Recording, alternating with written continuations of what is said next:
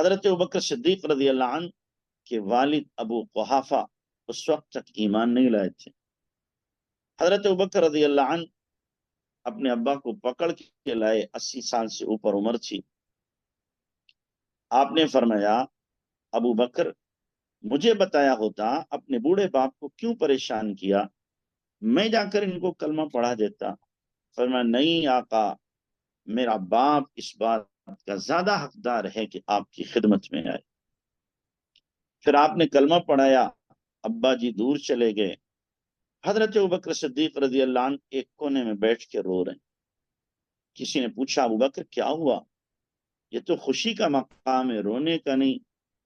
فرمایا ہاں تم ٹھیک کہتے ہو، لیکن مجھے اس سے زیادہ خوشی اس وقت ہوتی کاش کہ میرے باپ کی جگہ ابو طالب ہوتے اور وہ ایمان لاتے۔ اس لیے کہ ابو طالب ایمان لاتے تو میرے نبی کا کلیجہ ٹھنڈا ہوتا، میرا باپ ایمان لایا، میرا کلیجہ ٹھنڈا ہوا۔ کیسی محبت ہے، کیسا تعلق ہے حضرت ابوبکر صدیق رضی اللہ تعالی عنہ کو اللہ کے نبی صلی اللہ علیہ وسلم سے۔ جب ہجرت فرمائی اللہ کے نبی صلی اللہ علیہ وسلم نے اور مدینہ منورہ اللہ کے نبی پہنچے ہیں، ابھی مدینے میں آپ علیہ السلام کے آنے کی اطلاع ہوئی تھی کہ لوگ آنا شروع ہو گئے، تب تک دھوپ نکل آئی ہے۔ تو اللہ کے نبی علیہ السلام تھکے ہوئے ہیں۔ صحابہ نے مسافہ کرنا چاہا، حضرت ابوبکر رضی اللہ عنہ آگے بڑھے، سب سے مسافہ کر لیا۔ صحابہ کو یہی نہیں پتا چل رہا تھا، جو آنے والے نووارد تھے، کہ ابوبکر کون ہے جو ساتھ میں ہے اور اللہ کے نبی کون، کیسا اپنے آپ کو مٹایا ہوگا، کیسا نبی صلی اللہ علیہ وسلم کی مشابہت انہوں نے اختیار کی ہو۔ جب سب سے مسافہ ہو گیا، اب یہ بھی ظاہر کرنا تھا کہ پیر کون ہے، مرید کون ہے، آقا کون ہے، خادم کون ہے۔ اب حضرت ابوبکر رضی اللہ تعالی عنہ چادر لے کے آپ کے سر پر دھوپ سے بچاؤ کے لیے کھڑے ہو گئے۔ تب پتہ چلا آنے والوں کو، ارے ہم نے جن سے مسافہ کیا وہ خادم ہے، مخدوم تو یہ بیٹھے۔ یہ اس لیے کیا تاکہ آقا صلی اللہ علیہ وسلم کو مسافے کی تکلیف نہ اٹھانی پڑے، خود مسافہ کر لیا۔ تو صحابہ کرام اللہ کے نبی صلی اللہ علیہ وسلم کے حقوق سے واقف تھے۔ آپ علیہ السلام کا حق جس طرح اتباع کرنے میں ہے کہ آپ کی اتباع کی جائے، آپ کی سنن کو اپنی زندگی کا سب سے بڑا لاہے عمل بنایا جائے، سنتوں پر اپنی زندگی کو ڈھالا جائے،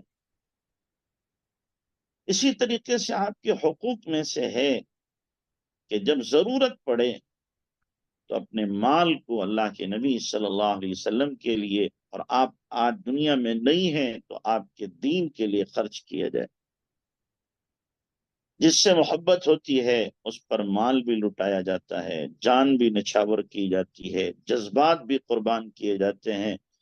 اور جو بھی آدمی کے پاس ہوتا ہے محبت یہ سبق دیتی ہے کہ محبوب پر سب کچھ نچھاور کر دو، سب کچھ لٹا دو۔ صحابہ کرام رضوان اللہ علیہ مجمعین نے اللہ کے نبی صلی اللہ علیہ وسلم کے اشاروں پر اپنے مال کو بھی قربان کیا، اور اس میں بھی سبقت لے جانے والے ابوبکر صدیق رضی اللہ تعالی عنہ۔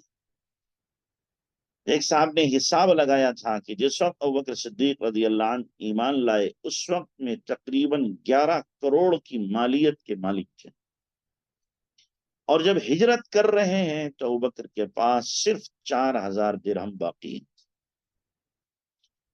یہ 13 سال میں سارے کے سارے نبی کی منشا اور آپ کی چاہت پر قربان کر دیے۔